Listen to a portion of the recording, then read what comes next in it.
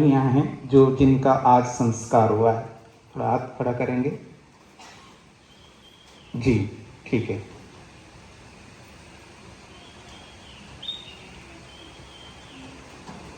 संस्कार का जो महत्व है प्रतीकात्मक रूप से आपने इस क्रिया में देखा है। अब इसी प्रतीकात्मक को जीवन में उतारने के लिए जब तक विद्या ग्रहण नहीं होता तब तक इस संस्कार को अपने जीवन में उतारना है।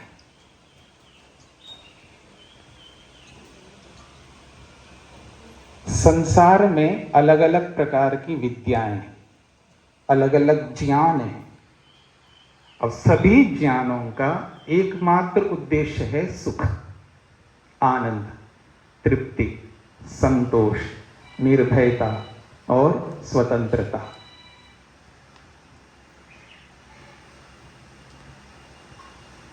ज्ञान की प्राप्ति अलग अलग प्रक्रियाओं से होती है। एक तो शास्त्रों को पढ़ने से और एक सृष्टि को, संसार को देखने से। इसको वेद ने कहा है, एक है दृश्य काव्य और एक है श्रव्य काव्य। दृश्य काव्य का मतलब है देख करके हम ज्ञान प्राप्त करते हैं और श्रव्य काव्य का अभिप्राय है सुन करके, गुरुजनों से, अध्यापकों से सुन करके हम ज्ञान प्राप्त करते हैं। कोई भी ज्ञान हो, उस ज्ञान का अर्थ क्या है, अर्थात उस ज्ञान को प्राप्त क्यों करें। जानकारी जो हमें प्राप्त होती है, मैं थोड़ा सा दूसरे शब्द में बोलूं तो ताकि सबको समझ में आ जाए। जो भी इंफॉर्मेशन हम लोग गेन करते हैं, जानकारी एकत्रित करते हैं, इन मोबाइलों को बंद करके रखिएगा, अपने अपने मोबाइल को स्विच ऑफ करके रखिए, फ्लाइट मोड पे रखिए। हाँ जी, ये जो जानकारी हम प्राप्त करते हैं, उस जानकारी को हम जीवन में, व्यवहार में, प्रयोग में लाते हैं, यूज करते हैं। ज्ञान प्रयोग करने के लिए होता है। क्या प्रयोग करने के लिए होता है? स्वयं को सुखी रखने के लिए उस ज्ञान का प्रयोग करना है। स्वयं को तृप्त रखने के लिए उस ज्ञान का प्रयोग करना है। स्वयं को संतुष्ट रखने के लिए उस ज्ञान का प्रयोग करना है। स्वयं को चिंताओं से, टेंशनों से, दबावों से, तनावों से, स्ट्रेस से मुक्त करने के लिए यूज करना है। इसलिए जानकारी प्राप्त की जाती है। और दुनिया में न जाने कितने प्रकार की जानकारी, अर्थात कितने प्रकार का ज्ञान है, और इसी ज्ञान को विद्या कहते हैं। और विद्या सदा विद्या रहती है। कोई भी विद्या ऐसी नहीं है जो हानिकारक हो, पर वो विद्या होनी चाहिए, अविद्या नहीं होनी चाहिए। हाँ, कुछ सीमा तक अविद्या भी लाभकारी होती है, वो एक अलग प्रसंग है। पर हम यहां पर इस बात को समझने का प्रयत्न करेंगे कि ये जो ज्ञान हम प्राप्त करते हैं अलग अलग प्रकार का, जैसे कोई इंजीनियरिंग में जाकर के इंजीनियरिंग की विद्या, ज्ञान न जाने कितना प्राप्त करता है, चिकित्सा में जाकर के कितना ज्ञान प्राप्त करता है, वकालत में जाकर के कितना ज्ञान प्राप्त करता है। ऐसे अलग अलग क्षेत्र हैं ज्ञान को प्राप्त करने के, और वो सारा का सारा ज्ञान हमें इनको देने वाला है। लेकिन और जितनी भी विद्याएं हैं उनसे हम रोटी, कपड़ा, मकान और आने जाने के साधनों को प्राप्त करने के साथ साथ व्यवहारिक, सांसारिक सुखों को बहुत अच्छे ढंग से पा करके तृप्त हो सकते हैं सांसारिक दृष्टि से। पर शरीर में रहते हुए शारीरिक बीच बीच में दुखों को भोगते हुए। क्योंकि संसार में किसी भी प्रकार की विद्या को पा करके आज सब साधन संपन्न हो रहे हैं और उन साधनों के साथ में सुखी भी हो रहे हैं, सांसारिक सुख को बहुत कुछ प्राप्त कर रहे हैं। और उसके पीछे कारण यही विद्या है, ज्ञान है।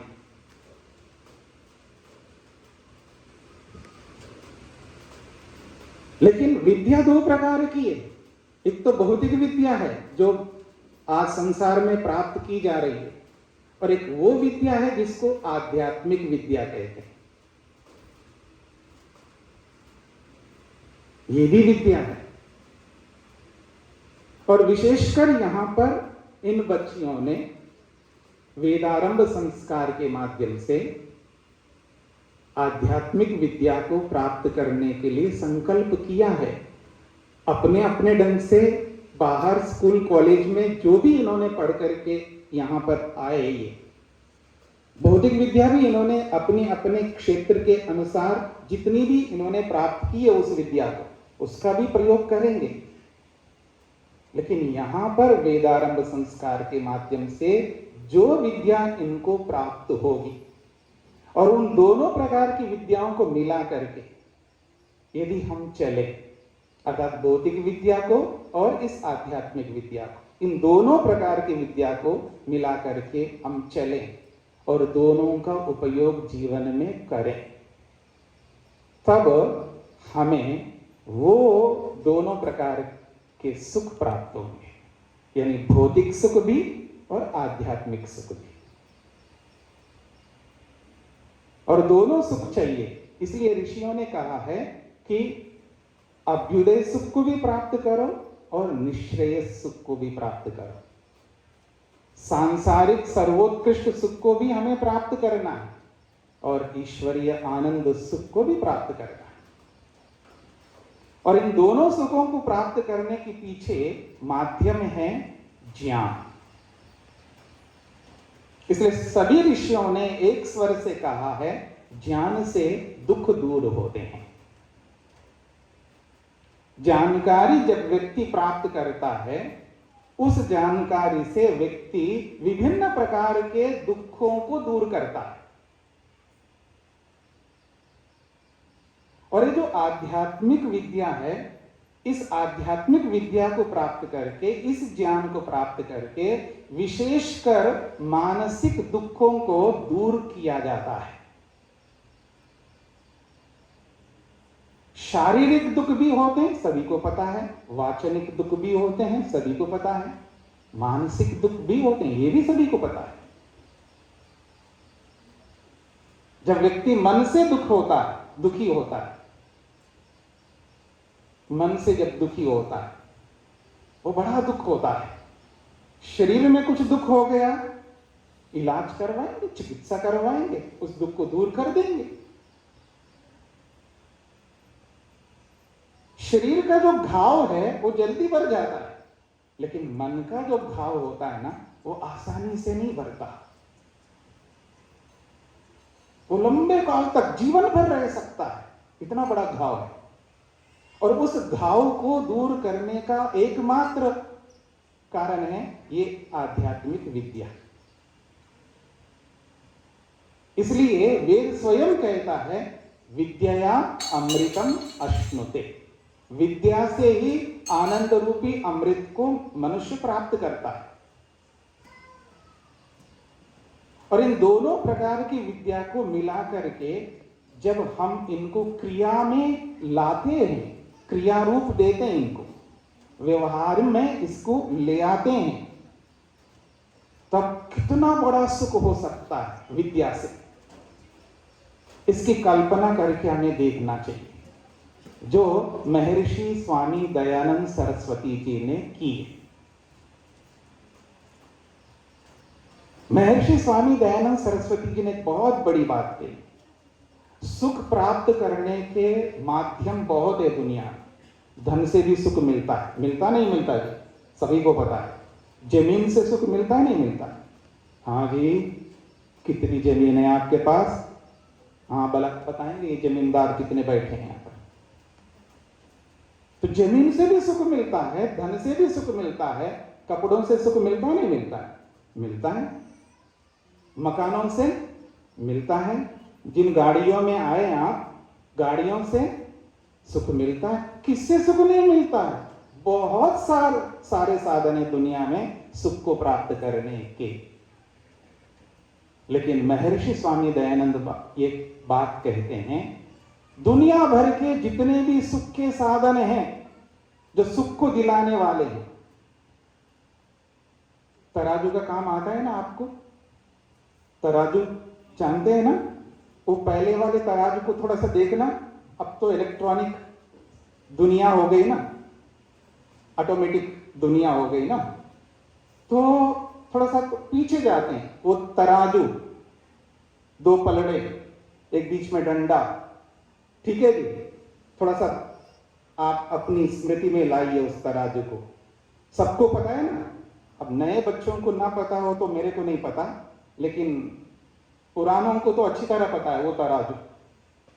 तो वो ये कहते हैं, दुनिया में जिन साधनों से सुख प्राप्त होता है, जो भी साधन आपको दिखता है, उन सारे साधनों के सुखों को तराजू के एक पलड़े में रख दो। दुनिया भर के जितने भी सुख होंगे, जिससे भी सुख मिलता है हमको, और मिलता है सभी को पता है, उन सारे सुखों को तराजू के एक पलड़े में रख दो। और जिसे विद्या कहते हैं, जिसे तत्व ज्ञान कहते हैं, जिसको महर्षि वेदव्यास ने संप्रतिपत्ति शब्द से कहा, प्रज्ञा शब्द से कहा है, ऋतंभरा शब्द से कहा है, प्रत्यय शब्द से कहा है, बहुत सारे शब्द हैं शास्त्रों में। ऐसा जो ज्ञान, जो महर्षि स्वामी दयानंद सरस्वती कहना चाहते हैं, दुनिया भर के सुख के साधनों को तराजू के एक पलड़े में रख दो, और एक दूसरा जो पलड़ा खाली है अभी, उसमें उस विद्या को रख दो।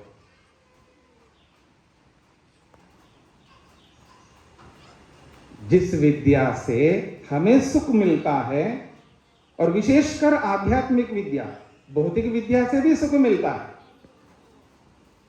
पर जो आध्यात्मिक विद्या है, जो सीधा आत्मा के साथ मन का जो संबंध है, देखो जी, सबको पता है शरीर से ठीक ठाक दिखाई देते हैं हम लोग, दिखाते हैं नहीं? दिखाते अपने शरीर को सब लोग, ना बोल करके भी दिखा सकते हम लोग।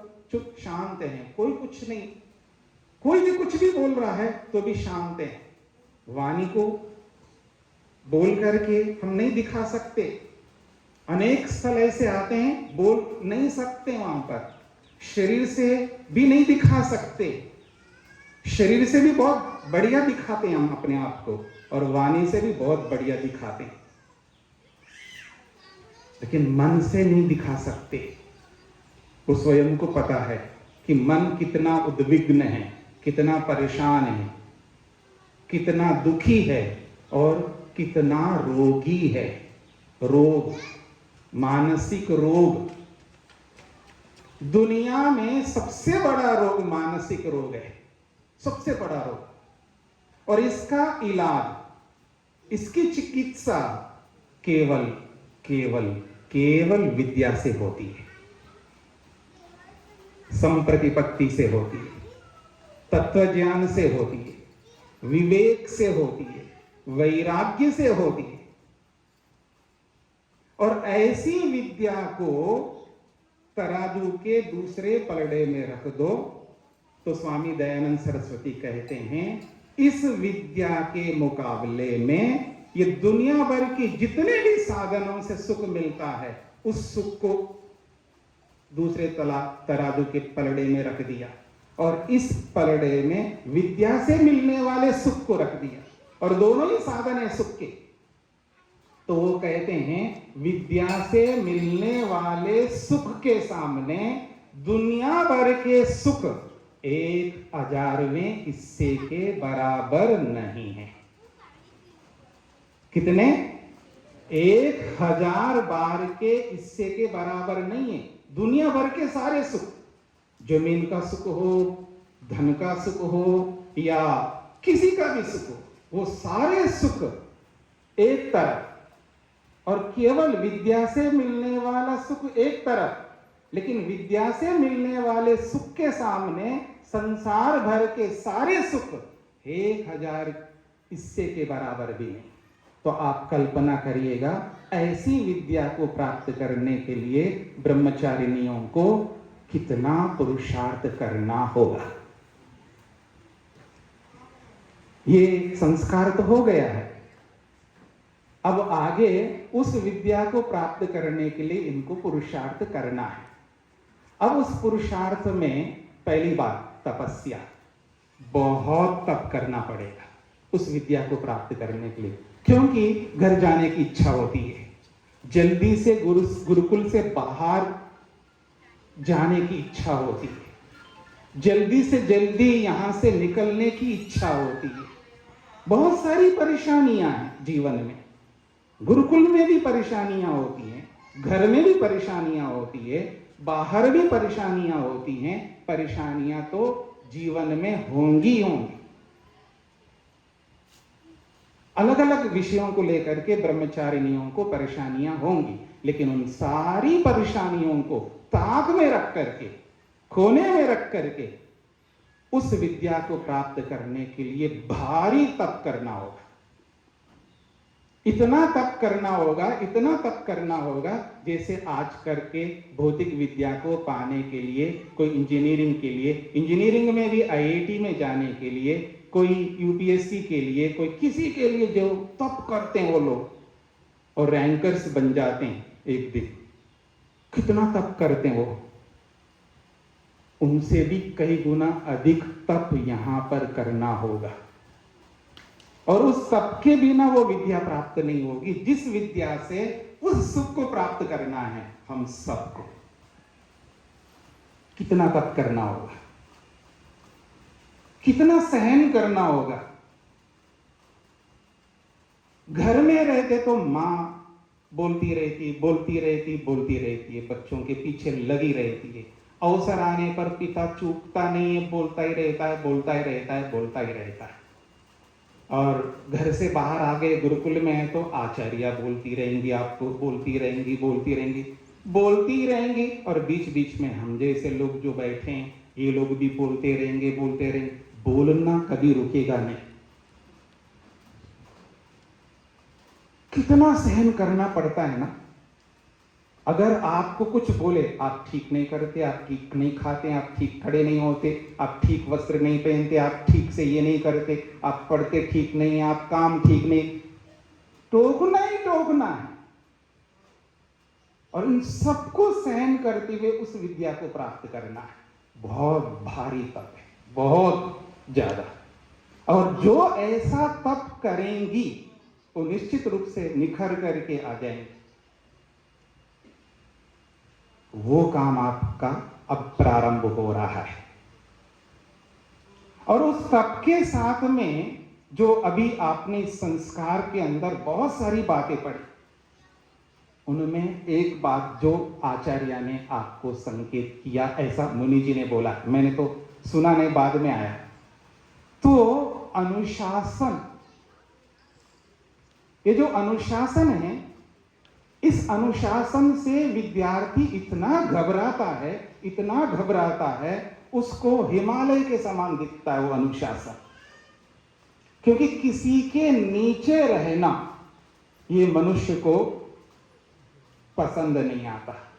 कोई मेरे को टोके ऐसा कोई मनुष्य पसंद नहीं करता, लेकिन टोकना ही पड़ता है। जब तक विद्या प्राप्त नहीं होती है तब तक ये हमें सुनना ही पड़ेगा, इससे बच नहीं सकते। तो उसके लिए भी तप करना है। पर अनुशासन में जो भी विद्यार्थिनी रहेंगी, और वो अनुशासन ही वो विद्या को प्राप्त करा देगा। आपकी कितनी बुद्धि है, होंगी बहुत अच्छी बुद्धि, आपकी बुद्धि उस विद्या को नहीं प्राप्त करा सकती। मैं दूसरे शब्दों में बोलूं, आपकी कितनी योग्यताएं होंगी, आप कितने स्मार्टनेस होंगे अलग अलग विषयों में, वो विद्या नहीं प्राप्त करा पाएंगे। बड़े बड़े धुरंधरों को देखा है, बड़े बड़े बुद्धिमानों को देखा है, लेकिन उनकी बुद्धि धरी की धरी रह जाती है, क्योंकि वो अनुशासन में नहीं रह पाते। इस बात पर ध्यान देना, यहां गुरुकुल में अनुशासन से बढ़कर और कुछ नहीं। इसको हृदयंगम कर लो। और उस अनुशासन को करते समय जो दुख आपको मिलेंगे, जो कठिनाई आएंगी, जो समस्याएं मुसीबतें आपके सामने आएंगी, उन मुसीबतों से घबराना बिल्कुल नहीं, क्योंकि ये समस्याएं सबके सामने। आपको क्या लगता है आपके लिए वो समस्याएं आ रही हैं? इनके सामने नहीं आई, मेरे सामने नहीं आए, इन सबके सामने नहीं है, सबके सामने आती। और उन सारी समस्याओं को पार करके यहां तक पहुंचे हम सब, और आपको भी पहुंचना है यहीं तक, और इससे भी ऊपर पहुंचना है सबको।